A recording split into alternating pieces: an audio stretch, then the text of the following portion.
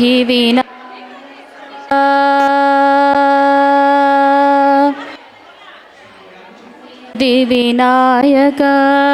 शरणु वेद्यप्रदायक शरणु सिद्धिविनायक शरणु वेद्यप्रदायक शरणु पार्वतीतनय मूर्ति शरणु पार्वतीतनय मूर्ति शरणु मूषिकवाहना शरणु मूषिकवाहना शरणु सिद्धिविनायक निटिल नेत्रने देवी सुतने नागभूषण प्रियने निटिल नेत्रने देवी सुतने नागभूषण प्रियने तटिल तांगी. ನಮ್ಮ ಭಾರತದ ಸಂಸ್ಕೃತಿಯಲ್ಲಿ ದೀಪ ಹಚ್ಚುವ ಮೂಲಕ ಒಂದು ಕಾರ್ಯಕ್ರಮಕ್ಕೆ ಚಾಲನೆ ನೀಡಬೇಕಾಗುತ್ತದೆ. ದೀಪ ಹಚ್ಚುವ ಚಾಲನೆಯನ್ನು ಪರಮ ಪೂಜ್ಯ ಅಭಯಾನಂದರವರು ಮತ್ತು ಶ್ರೀಯುತ ಬಾಲಚಂದ್ರಜಿಯವರು ಹಾಗೂ ದೇವಾನಂದಜಿಯವರು ದೀಪ ಪ್ರಜ್ವಲಿಸುವ ಮೂಲಕ ಈ ಕಾರ್ಯಕ್ರಮಕ್ಕೆ ಚಾಲನೆ ನೀಡಬೇಕಾಗಿ ಕೇಳ್ಕೊಳ್ತಾ ಇದ್ದೇವೆ.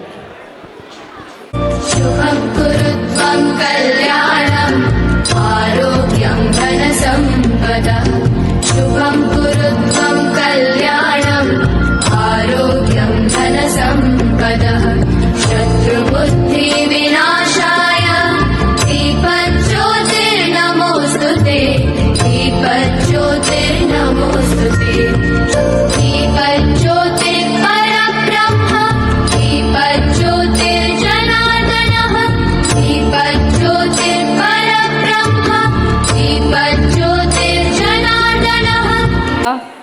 ಹರ್ಷ ಚರಣ್ ಕುಮಾರ್ ಅವರನ್ನು ಸ್ವಾಗತ ಕೋರಲು ವೇದಿಕೆಗೆ ಬರಮಾಡ್ಕೊಳ್ತಾ ಇದ್ದೇನೆ. ಎಲ್ಲರಿಗೂ ನಮಸ್ಕಾರ. ಈ ಸಭೆ ಸಮಾರಂಭಕ್ಕೆ ಭವ್ಯ ಸ್ವಾಗತ. ಎಲ್ಲ ಗುರು ಹಿರಿಯರಿಗೆ ಮಧ್ಯಾಹ್ನದ ನಮಸ್ಕಾರಗಳೊಂದಿಗೆ ಸ್ವಾಗತವನ್ನು ಕೋರುತ್ತೇನೆ. ನಾವೆಲ್ಲರೂ ಹಿಂದೂ, ನಾವೆಲ್ಲರೂ ಒಂದು ಎಂಬ ವಾಕ್ಯದೊಂದಿಗೆ ನಮ್ಮ ಈ ದಿನದ ಸಮಾರಂಭದ ಕಾರ್ಯಕ್ರಮವನ್ನು ಆಶೀರ್ವದಿಸಲು ಆಗಮಿಸಿರುವ ಪರಮ ಪೂಜ್ಯ ಶ್ರೀ ಅಭಯಾನಂದ ಮಹಾರಾಜ್ ಪಾದಕಮಲಗಳಿಗೆ ನಮಸ್ಕರಿಸುತ್ತಾ ಅಟ್ಟೂರು ಬಡಾವಣೆ ಜನಗಳ ಪರವಾಗಿ, ಶಾಸಕರ ಪರವಾಗಿ, ನಿಮ್ಮೆಲ್ಲರ ಪರವಾಗಿ ಹೃದಯಪೂರ್ವಕ ಸ್ವಾಗತವನ್ನು ಕೋರುತ್ತೇನೆ. ಹಿಂದೂ ಸಮಾಜದ ಏಕತೆ, ಸಂಸ್ಕೃತಿ ಮತ್ತು ಧಾರ್ಮಿಕ ಜಾಗೃತಿ ವೇದಿಕೆ ಆಗಮಿಸಿ ಧಾರ್ಮಿಕ ಪ್ರಜ್ಞೆಯನ್ನು ಮೂಡಿಸಲು ಆಗಮಿಸಿರುವ ಸನ್ಮಾನ್ಯ ಶ್ರೀ ಬಾಲಚಂದ್ರ ಗುರುಗಳಿಗೆ ಸ್ವಾಗತವನ್ನು ಕೋರುತ್ತೇನೆ. ಹಿಂದೂ ಸಮಾಜದ ಶಕ್ತಿ ಮತ್ತು ಗೌರವವನ್ನು ಉಳಿಸುವುದು, ಹಿಂದೂ ಪರಂಪರೆಯನ್ನು ಎತ್ತಿ ಹಿಡಿಯುವುದು, ನಮ್ಮ ಹಿಂದೂ ರಾಷ್ಟ್ರವನ್ನು ಕಟ್ಟೋಣ ಎಂದು ಕಂಕಣಬದ್ಧವಾಗಿ ಈ ಸಭೆಗೆ ಆಗಮಿಸಿರುವ ಶ್ರೀ ದೇವಾನಂದರವರಿಗೂ ಆದರದ ಸ್ವಾಗತ. ಹಿಂದೂ ಬಾಂಧವರೇ, ಒಂದಾಗೋಣ, ಹಿಂದೂ ರಾಷ್ಟ್ರ ಕಟ್ಟೋಣ. ಹಿಂದೂ ಸಂಸ್ಕೃತಿ, ಧರ್ಮಗಳ ಮೌಲ್ಯ, ಪರಿಸರ ಸಂರಕ್ಷಣೆ, ನಾಗರಿಕ ಶಿಷ್ಟಾಚಾರ ಮುಖಾಂತರ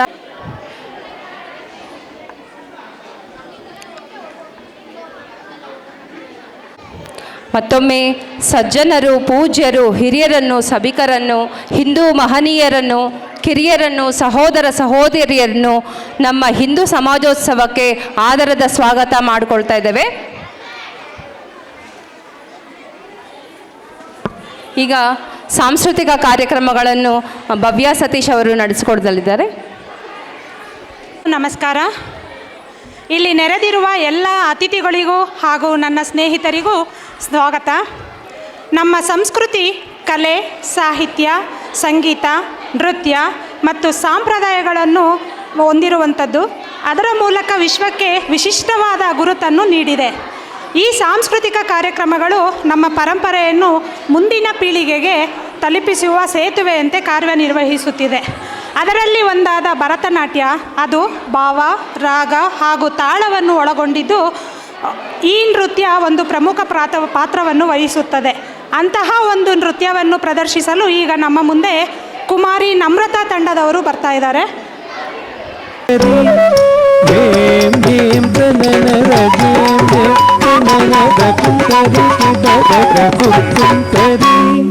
Dem ಕಿಟದಗ ಕುಕುಂತರೆ ಜೇಂ ಜೇಂ ತನನದ ಜೇಂ ತನನದ ಕುಂತರಿ ಕಿಟದಗ ಕುಕುಂತರೆ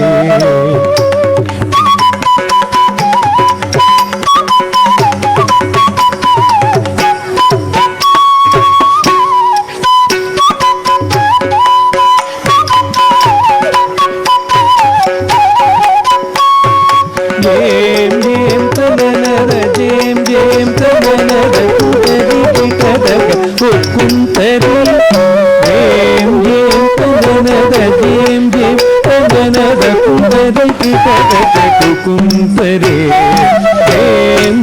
ತನನದ ಜೇಂ ಜೇಂ ತನನದ ಕುಂದದಿ ಕಿಟದಗ ಕುಂತರೆ ಜೇಂ ಜೇಂ ತನನದ ಜೇಂ ಜೇಂ ತನನದ ಕುಂದದಿ ಕಿಟದಗ ಕುಂತರೆ ಜೇಂ ಜೇಂ ತನನದ. ಇವರಿಗೆಲ್ಲರಿಗೂ ಒಂದು ಜೋರಾದ ಚಪ್ಪಾಳೆ ತಟ್ಟಿ ಅವ್ರನ್ನ ಪ್ರೋತ್ಸಾಹಿಸೋಣ. ಧನ್ಯವಾದಗಳು. ಧನ್ಯವಾದ. ಸಿಂಧು ಅವರಿಂದ ಭಕ್ತಿಗೀತೆ. ಸಿಂಧು ಅವರು ವೇದಿಕೆ ಮೇಲೆ ಬರಬೇಕಾಗಿ ಕೇಳ್ಕೊಳ್ತಾ ಇದ್ದಾನೆ. ನೋಡೆ ರಂಗನಾಥನ ಪುಟ್ಟ ಪಾದವ, ಇಕೋ ನೋಡೆ ರಂಗನಾಥನ ಪುಟ್ಟ ಪಾದವ, ಸಿಕ್ಕಿದೆ ಶ್ರೀ ಲಕ್ಷ್ಮೀಪತಿಯ ದಿವ್ಯ ಪಾದವ.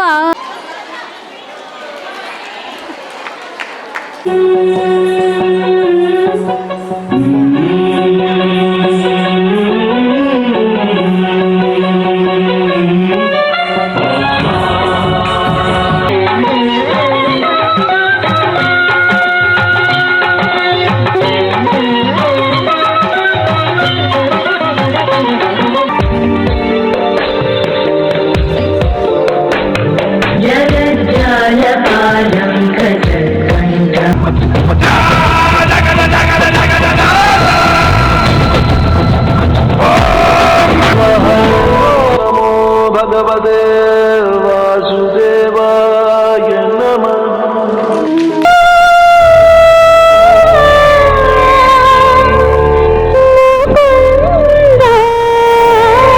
विश्वदा कल्याण धर्म अधर्म आदि अनंत यदा यदा हि धर्मस्य ग्लानिर्भवति भारत अभ्युत्थानमधर्मस्य तत्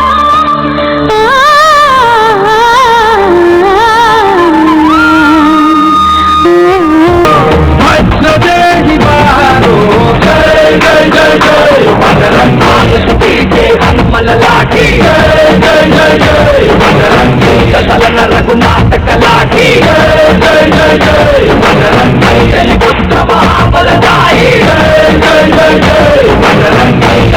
प्रभु बना सहाय भाग भाग बच सके तो बच ले आज है ये दलदला है दूर दूर पर चला है जिसमें दम है जो लड़ा है कौन रह सका खड़ा है सबसे अटल सबसे प्रबल शस्त्र रचित रक्त चरित चरित रक्त चरित रक्त चरित रक्त चरित रक्त चरित रक्त चरित रक्त चरित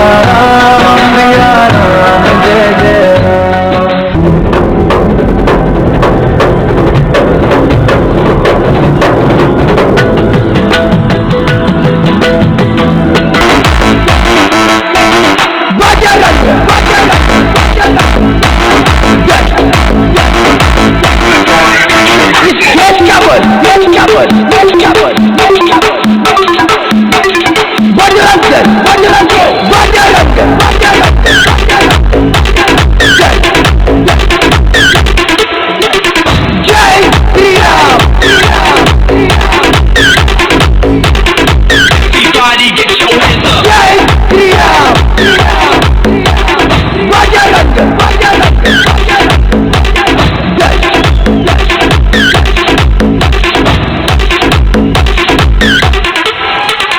छत्रपति शिवाजी महाराज की जय।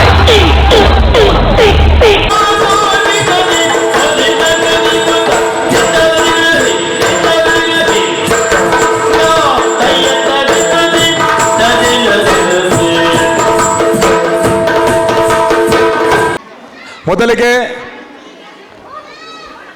ನಮ್ಮ ಆತ್ಮೀಯ ಸ್ವಾಮಿಗಳು ಗುರುಗಳಾದ ಪರಮಪೂಜ್ಯ ಶ್ರೀ ಅಭಯಾನಂದ ಜಿ ಮಹಾರಾಜರವರು ವೇದಿಕೆ ಮೇಲೆ ಬರಬೇಕಾಗಿ ಪ್ರಾರ್ಥನೆ. ಇವರ ಅಧ್ಯಕ್ಷರು ಶ್ರೀರಾಮಕೃಷ್ಣ ವಿವೇಕಾನಂದ ವೇದಾಂತ ಆಶ್ರಮ ಯಲಹಂಕ ಬೆಂಗಳೂರು. ಪರಮಪೂಜ್ಯ ಸ್ವಾಮೀಜಿ ಅಭಯಾನಂದ ಮಹಾರಾಜರವರು ರಾಮಕೃಷ್ಣ ವಿವೇಕಾನಂದ ವೇದಾಂತ ಆಶ್ರಮದ ಅಧ್ಯಕ್ಷರಾಗಿದ್ದಾರೆ. ಸ್ವಾಮೀಜಿಯವರು ಹಲವಾರು ವರ್ಷಗಳಿಂದ ಆಧ್ಯಾತ್ಮಿಕ ಹಾಗೂ ಮಾರ್ಗದರ್ಶನ ಮೌಲ್ಯಾಧಾರಿತ ಶಿಕ್ಷಣ, ಯುವ ಜಾಗೃತಿ ಮತ್ತು ಸಮಾಜ ಉನ್ನತಿ ಜಿ ನಮ್ಮ ನಾರಾಯಣಸ್ವಾಮಿಯವರು ಯಾವಾಗೂ ಶಕ್ತಿಯಾಗಿ ನಮ್ಮ ಜೊತಾಗ ಈ ಥರ ಅದ್ಭುತ ಕಾರ್ಯಕ್ರಮಗಳನ್ನು ಸೃಷ್ಟಿ ಮಾಡಬಹುದು ಅನ್ನೋದಕ್ಕೆ ಉದಾಹರಣೆ ಈ ಸಮಾಜೋತ್ಸವ. ಜೋರಾದ ಚಪ್ಪಾಳೆಯೊಂದಿಗೆ ಸ್ವಾಮೀಜಿಗಳು ಇಷ್ಟೆಲ್ಲ ಮನೆಗೆ ಎತ್ಕೊಂಡು ಹೋಗ್ರಿ.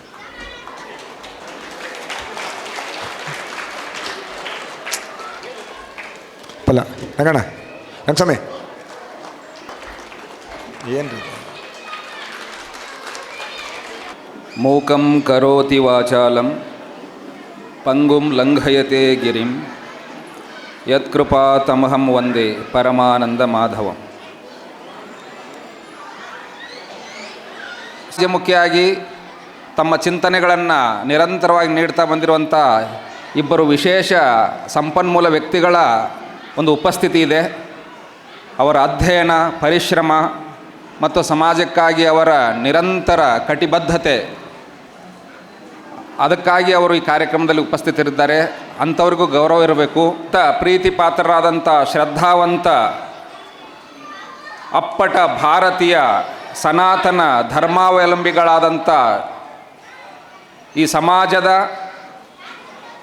ಉನ್ನತಿಗಾಗಿ ನಿರಂತರವಾಗಿ ಪರಿಶ್ರಮ ಪಡುವಂಥ ಮನಃಶಕ್ತಿ, ಇಚ್ಛಾಶಕ್ತಿ, ಆತ್ಮಶಕ್ತಿ ಸಂಪನ್ನರಾದಂಥ ಎಲ್ಲ ಈ ಕಾರ್ಯಕ್ರಮದ ವೀಕ್ಷಣೆಗಾಗಿ ಮತ್ತು ಇದಕ್ಕೂ ಮುನ್ನ ನಡೆದಂಥ ಮೆರವಣಿಗೆ,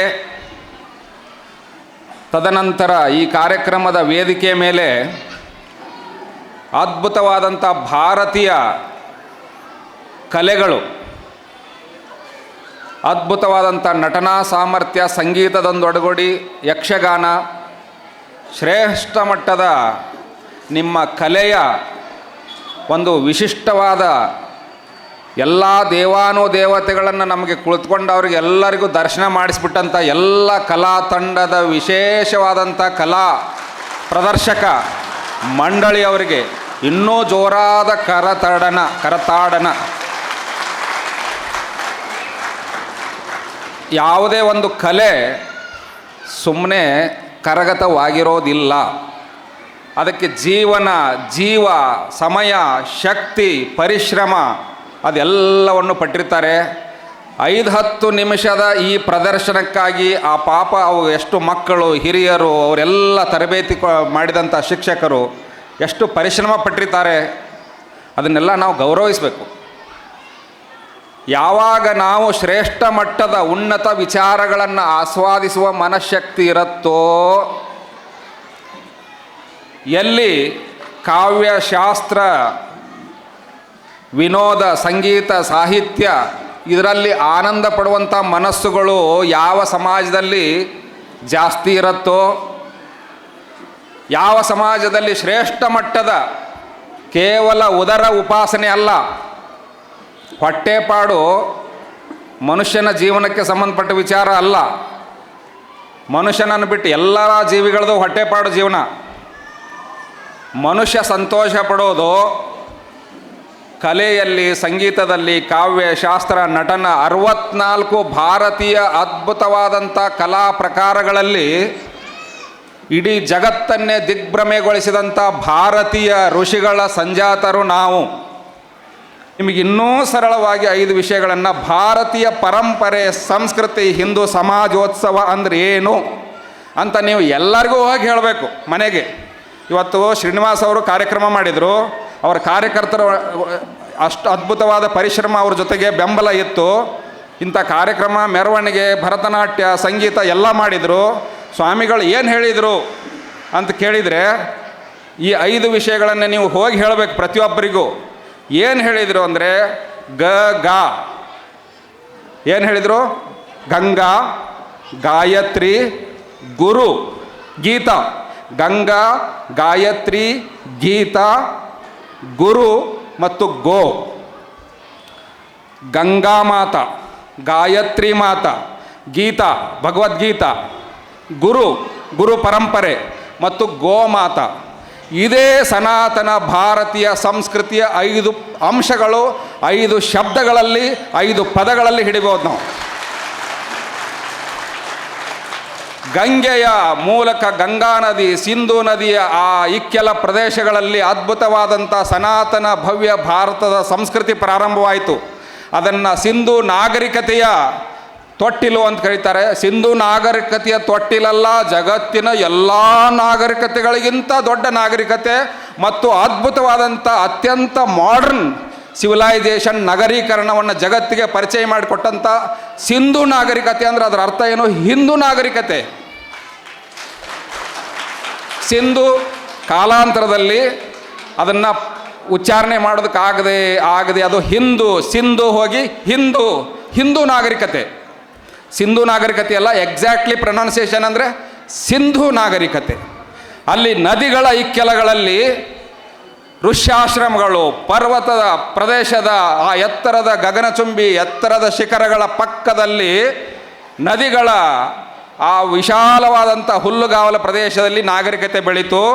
ಅದನ್ನು ಗಂಗಾ ಮಾತೆಯ ಅದ್ಭುತವಾದಂಥ ಗಂಗಾ ಸ್ತೋತ್ರ, ಆದಿಶಂಕರಾಚಾರ್ಯರೆಲ್ಲ ಗಂಗಾ ಸ್ತೋತ್ರ ಮಾಡಿದರು. ಹಿರಿಯ ಪ್ರಾಥಮಿಕ ಪಾಠಶಾಲೆಯಲ್ಲಿ ನಡೆಯುತ್ತಿರುವ ಹಿಂದೂ ಸಮಾಜೋತ್ಸವಕ್ಕೆ ಅಧ್ಯಕ್ಷರಾಗಿ ಬಂದಿರುವಂತಹ ಶ್ರೀ ಸ್ವಾಮೀಜಿ ಪಾದಪದ್ಮಗಳಿಗೆ ನಮಸ್ಕರಿಸುತ್ತಾ, ಅದೇ ರೀತಿ ಸಿದ್ಧಗಂಗಾ ಮಠದಿಂದ ಬಂದಿರುವಂತಹ ಶ್ರೀ ಬಾಲಚಂದ್ರ ಅವರೇ, ಕಾರ್ಯಕ್ರಮದಲ್ಲಿ ಭಾಗವಹಿಸಿರುವಂತಹ ಮಾತಾ ಭಗಿನಿಯರೇ, ಸಜ್ಜನ ಬಾಂಧವರೇ, ನಾನು ಕೇವಲ ಒಂದು 3 ವಿಷಯಗಳನ್ನು ತಮ್ಮ ಗಮನಕ್ಕೆ ತರುವಂಥ ಒಂದು ಪ್ರಯತ್ನವನ್ನು ಮಾಡ್ತೀನಿ.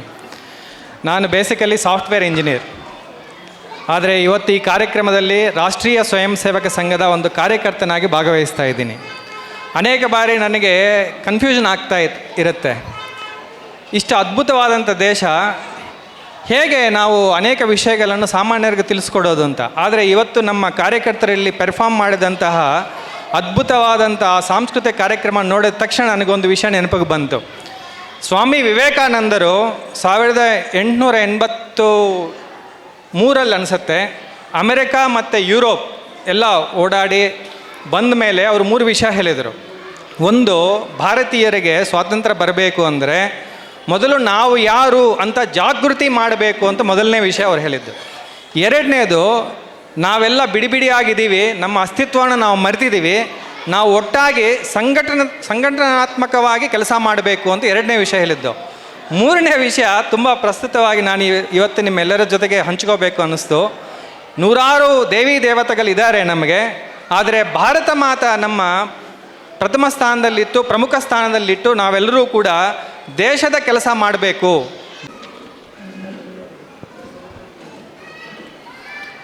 ರತ್ನಾಕರ ಧೌತಪದಾಂ ಹಿಮಾಲಯ ಕಿರೀಟಿನೀಂ ಬ್ರಹ್ಮರಾಜರ್ಷಿ ರತ್ನಾಢ್ಯಾಂ ವಂದೇ ಭಾರತ ಮಾತರಂ. ಭಾರತ ಮಾತ್ರೇ ವಿದ್ಮಹೇ ಸಮುದ್ರತನಯಾಯೈ ಧೀಮಹಿ ತನ್ನ ಸಿಂಹಿಣಿ ಪ್ರಚೋದಯಾತ್. ಕರ್ನಾಟಕಾಂಬೆನಿ ರಾಜರಾಜೇಶ್ವರಿ ಕನ್ನಡಿಗರಾನಂದ ಸೌಭಾಗ್ಯ ಶುಭಕರಿ ಕರುನಾಡ ಸಿಂಹಾಸನಾಧೀಶ್ವರಿ ನಮಿಸುವೆವು ಹರಸೌ ತಾಯಿ ಭುವನೇಶ್ವರಿ. ಜಗತ್ತನ್ನು ಬೆಳಗಿದ ಮಹಾನ್ ಚೇತನಗಳಿಗೆ ವಂದಿಸಿ ಸಿದ್ಧಗಂಗಾ ಗುರುಪರಂಪರೆಗೆ ಶಿರವಾಗಿ ವೇದಿಕೆ ಮೇಲೆ ದಿವ್ಯ ಸಾನ್ನಿಧ್ಯವನ್ನು ವಹಿಸಿರುವ ಪರಮಪೂಜ್ಯರಿಗೆ ಶರಣು ಸಮರ್ಪಿಸಿ ಹಾಗೂ ಮತ್ತೋರ್ವ ಅತಿಥಿಗಳಿಗೆ ನಮಸ್ಕರಿಸಿ ವೇದಿಕೆ ಮುಂಭಾಗದಲ್ಲಿ ಆಸೀನರಾಗಿರುವಂತಹ ಸಮಸ್ತ ಸನಾತನ ಬಂಧುಗಳೇ, ನಾವು ಹಿಂದೂ, ನಮ್ಮ ಧರ್ಮವನ್ನು ಹಿಂದೂ ಧರ್ಮ ಅಂತ ಕರೆಯೋದಕ್ಕಿಂತಲೂ ಸನಾತನ ಧರ್ಮ ಅಂತ ಕರೆಯುವುದೇ ಹೆಚ್ಚು ಸೂಕ್ತ. ಯಾಕೆ ಅಂದರೆ ಸನಾತನ ಧರ್ಮದ ಬಗ್ಗೆ ವಿವೇಕಾನಂದರು ಹೇಳ್ತಾರೆ, ಚಿರಪುರಾತನಂ ನಿತ್ಯ ನೂತನಂ ಇತಿ ಸನಾತನಂ ಅಂತ. ಅಂದರೆ ಯಾವುದಕ್ಕೆ ಹುಟ್ಟು ಇಲ್ಲವೋ, ಯಾವ ಧರ್ಮಕ್ಕೆ ಸಾವು ಇಲ್ಲವೋ ಅಂತಹ ಶ್ರೇಷ್ಠ ಧರ್ಮ ಜಗತ್ತಿನಲ್ಲಿ ಯಾವುದಾದರೂ ಒಂದು ಇದ್ದರೆ ಅದು ಸನಾತನ ಧರ್ಮ ಮಾತ್ರ, ಸನಾತನ ಧರ್ಮ ಮಾತ್ರ. ಹಾಗಾದರೆ ಮಿಕ್ಕವೆಲ್ಲ ಏನು? ಮಿಕ್ಕವೆಲ್ಲವೂ ಕೂಡ ಮತಗಳು, ಪಂಥಗಳು, ಉಪಾಸನಾ ವಿಧಿಗಳು ಮಾತ್ರ. ಆತ್ಮೀಯರೇ, ಜಗತ್ತಿನಲ್ಲಿ ಹುಟ್ಟೂ ಇಲ್ಲದ, ಸಾವೂ ಇಲ್ಲದ, ಜಗತ್ತಿನ ಎಲ್ಲರೂ ಚೆನ್ನಾಗಿರಲಿ ಅಂತ ಬಯಸುವಂತಹ ಸನಾತನ ಧರ್ಮದ ವಾರಸುದಾರರು ನಾವಿದ್ದೇವೆ. ಆ ಧರ್ಮವನ್ನು ರಕ್ಷಿಸುವ ಒಂದು ಜವಾಬ್ದಾರಿಯುತವಾದ ಕಾರ್ಯಕ್ರಮದಲ್ಲಿ ನಾವಿವತ್ತೆಲ್ಲರೂ ಭಾಗಿಗಳಾಗಿದ್ದೇವೆ. ಬಹಳ ಹಿಂದೆ ಇದೇ ದೇಶದಲ್ಲಿ ನಡೆದ ಒಂದು ಘಟನೆಯನ್ನು ನೆನಪಿಸ್ತೇನೆ. ಅವತ್ತಿನ ದಿನ ಮಧ್ಯರಾತ್ರಿಯಲ್ಲಿ 14-15 ವರ್ಷದ ಒಬ್ಬಳು ಹೆಣ್ಣು ಮಗು ಮಲಗಿರ್ತಾಳೆ ಮನೆಯಲ್ಲಿ. ಹೊರಗಡೆ ಏನೋ ಜೋರಾಗಿ ಶಬ್ದ ಆಯಿತು ಅಂತ ಕಿಟಕಿಯನ್ನು ತೆಗೆದು ನೋಡಿದಾಗ ಅವರ ಮನೆಯ ಪಕ್ಕದಲ್ಲಿದ್ದಂತಹ ಒಂದು ದೇವಾಲಯವನ್ನು ವಿದೇಶಗಳಿಂದ ಬಂದಂತಹ, ಗಜನಿ ಕಡೆಯಿಂದ ಬಂದಂತಹ ದಾಳಿಕೋರರು, ವಿಗ್ರಹ ಭಂಜಕರು ದೇವಸ್ಥಾನವನ್ನು ಒಡೆದಾಕಿ ಆ ವಿಗ್ರಹವನ್ನು ಚೂರು ಮಾಡ್ತಾ ಇದ್ರು. ಆ ಹೆಣ್ಣುಮಗು ಅಪ್ಪನನ್ನು ಎಬ್ಬರಿಸಿ, ಅಪ್ಪ, ನಮ್ಮ ಮನೆ ದೇವರ ದೇವಸ್ಥಾನವನ್ನು ಒಡೆದಾಕ್ತಾ ಇದ್ದಾರೆ, ನಮ್ಮ ಮನೆ ದೇವರ ವಿಗ್ರಹವನ್ನು ಚೂರು ಮಾಡಾಕ್ತಾ ಇದ್ದಾರೆ, ಬನ್ನಿಯಪ್ಪ ತಡೆಯೋಣ ಅಂತ ಹೇಳಿದಾಗ ಆ ತಂದೆ ಆ ಮಗುವಿನ ಕಣ್ಣನ್ನು ಮುಚ್ಚಿ ಹಿಂದಕ್ಕೆ ಕೇಳ್ಕೊಂಡು ಹೋಗಿ ಹೇಳ್ತಾನೆ, ಬೇಡ ಮಗು, ನಾವು ಅವರ ಆಳ್ವಿಕೆಯಲ್ಲಿದ್ದೇವೆ, ನಾವೇನಾದರೂ ಮನೆಯಿಂದ ಹೊರಗಡೆ ಹೋದರೆ ನಮ್ಮನ್ನೂ ಸಹ ಕತ್ತರಿಸಿ ಬಿಸಾಕ್ತಾರಮ್ಮ, ಬೇಡ ಅಂತ ವಾಪಸ್ ಕರ್ಕೊಂಡು ಬರ್ತಾನೆ. ಕೆಲವು ದಿನಗಳ ನಂತರ ಆ ಮಗುವಿನ ಮನಸ್ಸಿನಲ್ಲಿ ಅದೇ ಚಿತ್ರಣ ಕಣ್ಮುಂದೆ ಇತ್ತು. ಆ ಮಗುವನ್ನು ಬೇರೆ ಒಂದು ಊರಿಗೆ ಮದುವೆ ಮಾಡಿಕೊಟ್ರು. ಮದುವೆ ಆದ ಕೆಲವು ವರ್ಷಗಳಲ್ಲಿ ಸೇಮ್ ಸಿಚುವೇಶನ್, ಸೇಮ್ ಘಟನೆ ಆ ಮನೆಯ ಪಕ್ಕದಲ್ಲಿಯೂ ನಡೆಯಿತು. ಮತ್ತೆ ಯಥಾಸ್ಥಿತಿ ತನ್ನ ಗಂಡನ ಮನೆಯ ಪಕ್ಕದಲ್ಲಿದ್ದ ದೇವಸ್ಥಾನವನ್ನು ಒಡೆದಾಕ್ತಾ ಇದ್ರು. ಗಂಡನನ್ನು ಎಬ್ಬರಿಸಿ ದೇವಸ್ಥಾನ ಒಡೆದಾಕ್ತಾ ಇದ್ದಾರೆ, ತಡೀರಿ ಎಂದಾಗ ಆತ ಹೇಳ್ತಾನೆ, ನಾನೂ ಕೂಡ ಅವರ ರಾಜ್ಯದಲ್ಲಿ ಕೆಲಸ ಮಾಡ್ತಾ ಇದ್ದೇನೆ, ನಾವೇನಾದರೂ ಬಾಯ್ಬಿಟ್ರೆ ನಮ್ಮನ್ನು ಕತ್ತರಿಸ್ತಾರೆ, ಬೇಡ ಬಾ, ಸುಮ್ಮನೆ ಇರು, ನಮಗೆ ಯಾಕೆ ಅಂತ. ತನ್ನ ತಂದೆಯ ಮಾತು, ಗಂಡನ ಮಾತು, ಇಬ್ಬರ ಮಾತು ಆಕೆಯ ಮನಸ್ಸೊಳಗೆ ಕುದಿತಾ ಇತ್ತು. ಆಕೆಗೆ ಒಬ್ಬ ಮಗ ಹುಟ್ಟುತ್ತಾನೆ. ಆತನಿಗೆ 16-17 ವರ್ಷ ವಯಸ್ಸಾದಾಗ ಯಥಾಪ್ರಕಾರ ವಿದೇಶಗಳಿಂದ ಬಂದಂಥ ದಾಳಿಕೋರರು ದೇವಾಲಯವನ್ನು ಮತ್ತೆ ಒಡೆದಾಕಬೇಕಾದಾಗ ಆ ತಾಯಿ ಮಗನಿಗೆ ಸುಮ್ಮನಿರು ಅಂತ ಹೇಳೋದಿಲ್ಲ, ಕರೆದು ಹೇಳ್ತಾಳೆ, ಮಗು ಈಗಲೇ ಹೋಗಿ ದೇವಸ್ಥಾನದ ಮೇಲೆ ಅವರ ಖಡ್ಗ ಬೀಳೋದಕ್ಕಿಂತ ಮುಂಚೆ ಅವರ ಕೈಗಳನ್ನು, ಅವರ ತಲೆಯನ್ನು ಕತ್ತರಿಸಿ ಬಿಸಾಕಿ ಬಾ ಅಂತ ಹೇಳಿದ್ಲು.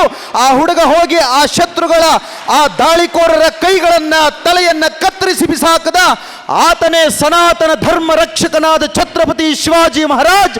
ಆ ತಾಯಿಯೇ ಆ ಸನಾತನ ಧರ್ಮದ ರಕ್ಷಕರನ್ನ ಹಡೆದಂತಹ ಜಗತ್ತಿನ ಶ್ರೇಷ್ಠಾತಿ ಶ್ರೇಷ್ಠ ತಾಯಿ ಜೀಜಾಬಾಯಿ.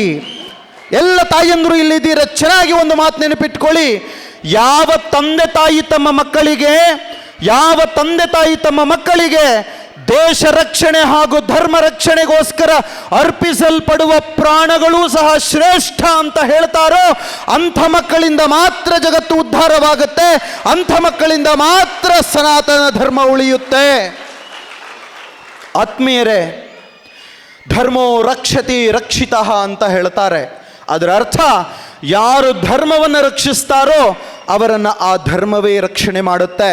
ಚೆನ್ನಾಗಿ ನೆನಪಿಟ್ಕೊಳ್ಳಿ, ಯಾರು ಧರ್ಮವನ್ನು ರಕ್ಷಣೆ ಮಾಡ್ತಾರೋ ಅವರನ್ನು ಆ ಧರ್ಮವೇ ರಕ್ಷಣೆ ಮಾಡುತ್ತೆ.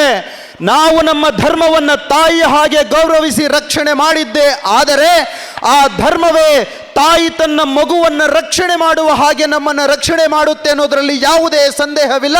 ಇದಕ್ಕೆ ಮೂಲ ಉದಾಹರಣೆ ಛತ್ರಪತಿ ಶಿವಾಜಿ ಮಹಾರಾಜ್, ರಾಣಾ ಪ್ರತಾಪ ಸಿಂಹ, ಶ್ರೀಕೃಷ್ಣ ದೇವರಾಯ.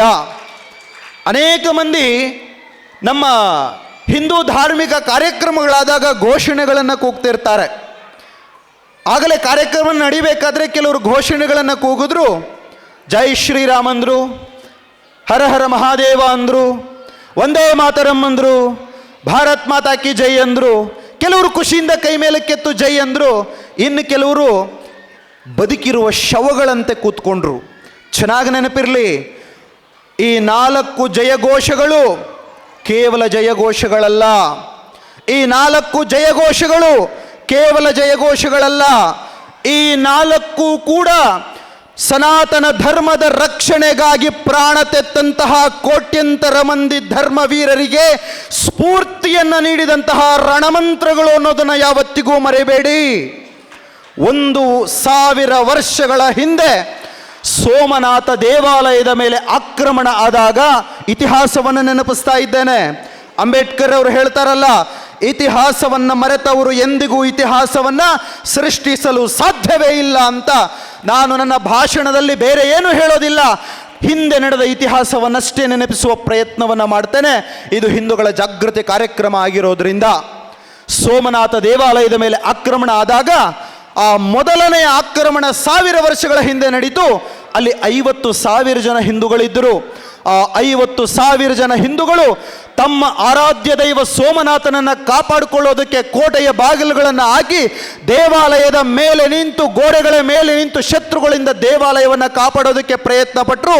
3 ದಿನಗಳ ಕಾಲ. ಮೊದಲನೇ ದಿನ ಆಯಿತು, 2ನೇ ದಿನ ಆಯಿತು.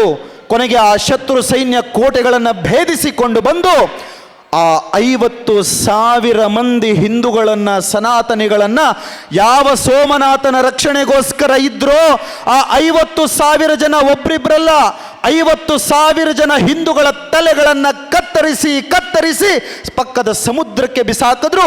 ಆ 50,000 ಮಂದಿ ಹಿಂದೂಗಳು ತಮ್ಮ ಆರಾಧ್ಯ ದೈವ ಸೋಮನಾಥನನ್ನ, ಆ ಸೋಮನಾಥ ದೇವಾಲಯವನ್ನು ಕಾಪಾಡೋದಕ್ಕೋಸ್ಕರ ಅವರ ದೇಹದಲ್ಲಿ ಕೊನೆಯ ಜೀವ ಇರೋವರೆಗೆ ಅವರಿಗೆ ಸ್ಫೂರ್ತಿಯನ್ನು ಕೊಟ್ಟದ್ದು ನಮಃ ಪಾರ್ವತಿ ಪತಯೇ ಹರ ಹರ ಮಹಾದೇವ ಅನ್ನೋ ರಣಮಂತ್ರ ಅನ್ನೋದನ್ನು ಮರೆಯಬೇಡಿ. ವಿದೇಶಗಳಿಂದ ದಾಳಿ ಮಾಡಿದಂತಹ ತೈಮೂರ್ ಅನ್ನೋ ಒಬ್ಬ ಕುಂಭಮೇಳದಲ್ಲಿ ಈಗ ನಡೀತಾ ಇದೆಯಲ್ಲ, ಅದೇ ರೀತಿಯ ಕುಂಭಮೇಳದಲ್ಲಿ ಏಕಾಏಕಿ ರಾತ್ರಿ ನುಗ್ಗುತ್ತಾನೆ. ಎಲ್ಲ ಹಿಂದೂಗಳು ಕುಂಭಮೇಳವನ್ನು ಪವಿತ್ರ ಸ್ನಾನವನ್ನು ಮುಗಿಸಿ ಮಲಗಿರುತ್ತಾರೆ. ಏಕಾಏಕಿ ದಾಳಿಯನ್ನು ಮಾಡಿ ಲಕ್ಷಾಂತರ ಹಿಂದೂಗಳನ್ನು ತಲೆಗಳನ್ನು ಕತ್ತರಿಸಿ ಪಕ್ಕದ ನದಿಗೆ ಬಿಸಾಕಬೇಕಾದ್ರೆ ಮಲಗಿದ್ದಂತಹ ಧರ್ಮ ರಕ್ಷಕರಾದ ನಾಗಾ ಸಾಧುಗಳು ಆ ಹಿಂದೂಗಳನ್ನು ಕಾಪಾಡೋದಕ್ಕೋಸ್ಕರ ಸರಿಸುಮಾರು 5 ಲಕ್ಷ ನಾಗಾ ಸಾಧುಗಳು ಹಿಂದೂಗಳನ್ನು ಕಾಪಾಡೋದಕ್ಕೋಸ್ಕರ ತಮ್ಮ ಪ್ರಾಣಗಳನ್ನು ಅರ್ಪಣೆ ಮಾಡಿದ್ರಲ್ಲ, ಆ ಹಿಂದೂಗಳನ್ನು ಕಾಪಾಡೋದಕ್ಕೋಸ್ಕರ ಪ್ರಾಣಗಳನ್ನು ಕೊಟ್ಟಂತಹ ಲಕ್ಷಾಂತರ ಮಂದಿ ನಾಗಾ ಸಾಧುಗಳಿಗೆ ಸ್ಫೂರ್ತಿಯನ್ನು ಕೊಟ್ಟಂತಹ ರಣಮಂತ್ರ ಬೇರೆ ಯಾವುದೂ ಅಲ್ಲ, ಹರ ಹರ ಮಹಾದೇವ ಅನ್ನೋ ಇದೇ ರಣಮಂತ್ರ. ಛತ್ರಪತಿ ಶಿವಾಜಿ ಮಹಾರಾಜರು ನಮ್ಮ ದೇಶವನ್ನ, ಧರ್ಮವನ್ನ, ದೇವಾಲಯಗಳನ್ನು ರಕ್ಷಣೆ ಮಾಡೋದಕ್ಕೆ ಅವರಿಗೆ ಸ್ಫೂರ್ತಿಯನ್ನ ಕೊಟ್ಟಂತಹ ಜಯಘೋಷ ರಣಮಂತ್ರ ಇದೇ ನಮಃ ಪಾರ್ವತಿ ಪತಯೇ ಹರ ಹರ ಮಹಾದೇವ. ಇದೇ ದಕ್ಷಿಣ ಭಾರತದ ದೇವಾಲಯಗಳನ್ನು ಕಾಪಾಡಿದಂತಹ ಶ್ರೀಕೃಷ್ಣ ದೇವರಾಯರಿಗೆ ಸ್ಫೂರ್ತಿಯನ್ನು ಕೊಟ್ಟ ಜಯಘೋಷ ರಣಮಂತ್ರ ಇದೇ ನಮಃ ಪಾರ್ವತಿ ಪತಯೇ ಹರ ಹರ ಮಹಾದೇವ ಅನ್ನೋದನ್ನು ಮರಿಬೇಡಿ. ಸಮಸ್ತ ಸನಾತನಿಗಳೇ, ಇವತ್ತು ರಾಮ ಮಂದಿರ ಭವ್ಯವಾಗಿ ಎದ್ದು ನಿಂತಿದೆಯಲ್ಲ, 500 ವರ್ಷಗಳ ಅವಧಿಯಲ್ಲಿ 3.5 ಲಕ್ಷ ರಾಮ ಭಕ್ತರು ರಾಮನಿಗೋಸ್ಕರ, ರಾಮನ ದೇವಾಲಯಕ್ಕೋಸ್ಕರ ಪ್ರಾಣ ಕೊಟ್ರಲ್ಲ. ದೇವಾಲಯ ಕಟ್ಟಿ ಸ್ವಾಮಿ ಅಂತ ಕೇಳೋದಕ್ಕೋಸ್ಕರ ಹೋದಾಗ ಆ ರಾಮ ಭಕ್ತರ ತಲೆಗಳನ್ನು ಕತ್ತರಿಸಿದ್ರಲ್ಲ, ತಮ್ಮ ಸ್ವಾರ್ಥಕ್ಕೋಸ್ಕರ ಅಲ್ಲ, ಪ್ರಭು ಶ್ರೀರಾಮನಿಗೋಸ್ಕರ, ಶ್ರೀರಾಮನ ದೇವಾಲಯಕ್ಕೋಸ್ಕರ 3.5 ಲಕ್ಷ ರಾಮ ಭಕ್ತರು ಪ್ರಾಣಗಳನ್ನು ಕೊಟ್ರಲ್ಲ. ಆ 3.5 ಲಕ್ಷ ರಾಮ ಭಕ್ತರ ಸಮಾಧಿಯ ಮೇಲೆ ಇವತ್ತು ಅಯೋಧ್ಯೆಯಲ್ಲಿ ಶ್ರೀರಾಮ ಮಂದಿರ ನಿರ್ಮಾಣವಾಗಿದೆ. ಅದು ಬರಿಯ ಭೂಮಿ ಮೇಲಲ್ಲ, ಆ 3.5 ಲಕ್ಷ ರಾಮ ಭಕ್ತರಿಗೆ ಸ್ಫೂರ್ತಿಯನ್ನ ಕೊಟ್ಟದ್ದು ಅದೇ ಜೈ ಶ್ರೀರಾಮ್ ಅನ್ನೋ ರಣಘೋಷ ಅನ್ನೋದನ್ನ ಮರೆಯಬೇಡಿ. ಇದೇ ಹನುಮಂತ ತನ್ನ ಶಕ್ತಿ ಪರಿಚಯ ಇಲ್ಲದೆ ನನ್ನಿಂದ ಸಮುದ್ರ ದಾಟೋದಕ್ಕೆ ಸಾಧ್ಯವಾ ಅಂತ ತನ್ನನ್ನು ತಾನೇ, ತನ್ನ ಶಕ್ತಿಯ ಮೇಲೆ ತನಗೆ ಅನುಮಾನ ಇದ್ದಾಗ ಅದೇ ಜೈ ಶ್ರೀರಾಮನ್ನು, ಆ ರಣಮಂತ್ರವೇ ಹನುಮಂತನನ್ನ ಸಮುದ್ರವನ್ನು ದಾಟಿಸಿದ್ದು ಅನ್ನೋದನ್ನು ಮರಿಬೇಡಿ. ಆತ್ಮೀಯ ಹಿಂದೂ ಬಾಂಧವರೇ, 1857ರ ಪ್ರಪ್ರಥಮ ಸ್ವಾತಂತ್ರ್ಯ ಸಂಗ್ರಾಮದಿಂದ ಹಿಡಿದು 1947ರ ಆಗಸ್ಟ್ 15ರ 90 ವರ್ಷಗಳ ಈ ಅವಧಿಯಲ್ಲಿ ಬ್ರಿಟಿಷರನ್ನ ದೇಶ ಬಿಟ್ಟು ಓಡಿಸೋದಕ್ಕೋಸ್ಕರ ಬ್ರಿಟಿಷರ ಒಂದು ಗಲ್ಲು ಶಿಕ್ಷೆಗೆ ಗುರಿಯಾದ್ರಲ್ಲ, 7,30,703 ಜನ, 7,30,703 ಜನ ಸ್ವಾತಂತ್ರ್ಯ ಹೋರಾಟಗಾರರಿಗೆ ಸ್ಫೂರ್ತಿಯನ್ನು ಕೊಟ್ಟದ್ದು ಅದೇ ರಸ ಋಷಿ ಕೊಟ್ಟಂತಹ ರಣಮಂತ್ರವಾದ ವಂದೇ ಮಾತರಂ, ಭಾರತ್ ಮಾತಾ ಕಿ ಜೈ. ಈ 4 ಘೋಷಣೆಗಳು ಜಯಮಂತ್ರಗಳು.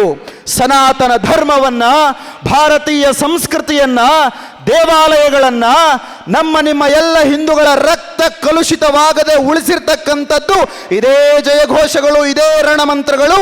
ನಮಃ ಸಂಭಾಜಿ ಮಹಾರಾಜರನ್ನ ತಯಾರು ಮಾಡಿ, ಮನೆಗೊಬ್ಬೊಬ್ಬಳು ಝಾನ್ಸಿ ರಾಣಿ ಲಕ್ಷ್ಮೀಬಾಯಿಯನ್ನು ತಯಾರು ಮಾಡಿ 1000 ವರ್ಷ ಅಲ್ಲ, 1000 ವರ್ಷಗಳ ದಾಳಿ ಅಲ್ಲ, ಲಕ್ಷಾಂತರ ವರ್ಷಗಳಾದರೂ ಇದೇ ನಮ್ಮ ಭಾರತ ಶಾಶ್ವತವಾಗಿರುತ್ತೆ.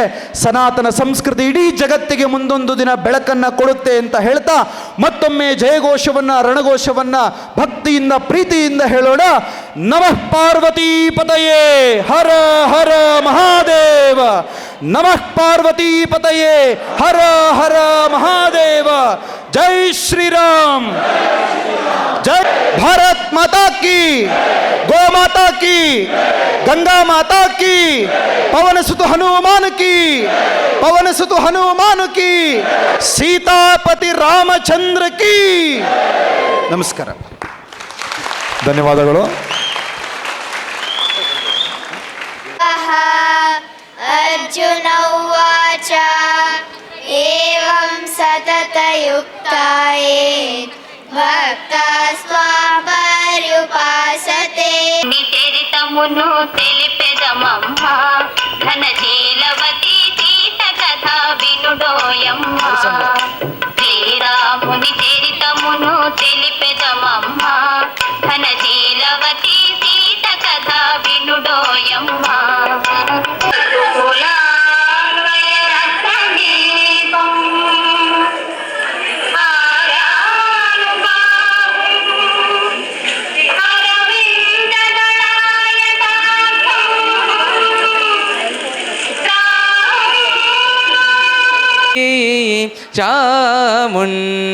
ಚಾಮುಂಡೇಶ್ವರಿ ಪಾಲಯ ಮಾಂ ಕೃಪಾಕರಿ ಶಂಕರಪಾದವಂದಿತಂ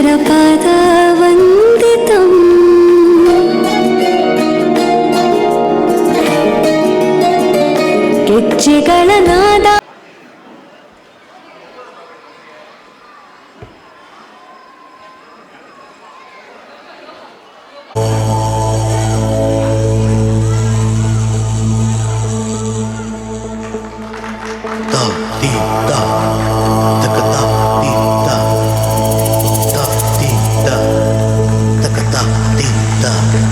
ಮಾತರಂ ವಂದೇ ಮಾತರಂ ಸುಜಲಾಂ ಸುಫಲಾಂ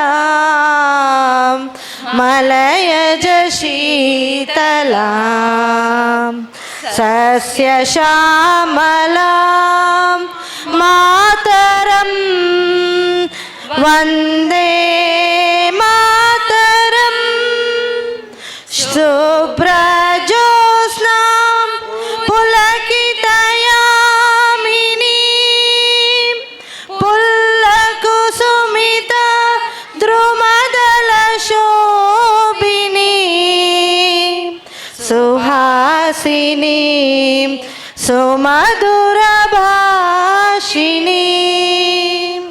ಸುಖಧಾಂ ವರದಾಂ ಮಾತರಂ ವಂದೇ ಮಾತರಂ ವಂದೇ ಮಾತರಂ ವಂದೇ ಮಾತರಂ. बोलो भारत माता की ಜೈ.